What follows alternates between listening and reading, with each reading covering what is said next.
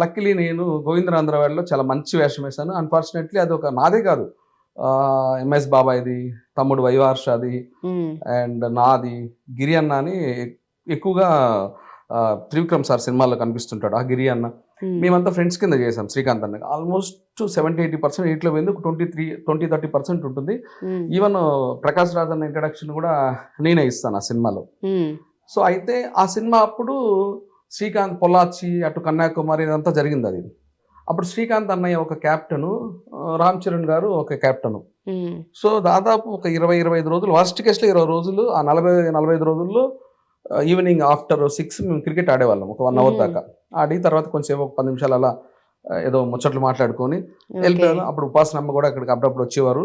So హ్మ్. అయితే ఆ టైంలో ఇంకా రామ్ చరణ్ గారితో ఉన్న ర్యాపోతో నన్ను నువ్వు డీవీ అని పేరు పెట్టి పిలిచేవాళ్ళు. నేను మీరు సార్ అనేవాడిని. అట్లాగా నేను క్రికెట్‌కి ఒకరోజు రాకపోయినా ఏదన్నా వర్క్ నేను రాలేదు ఈరోజు ఏదో పనుండి అంటే ఆఫ్టర్ 6 నెక్స్ట్ డే పర్టిక్యులర్‌గా వాళ్ళ స్టాఫ్‌తో నన్ను దగ్గరికి పిలిపించుకొని, "నువ్వు నిన్న ఎందుకు అటెండ్ అవ్వలేదు హ్మ్. క్రికెట్ కంటే? నువ్వు ప్రతిసారి రావాల్సిందే." అంటే, "నాకు నిన్న మీ స్టాఫ్ పిలవలేదు సార్" అన్నా.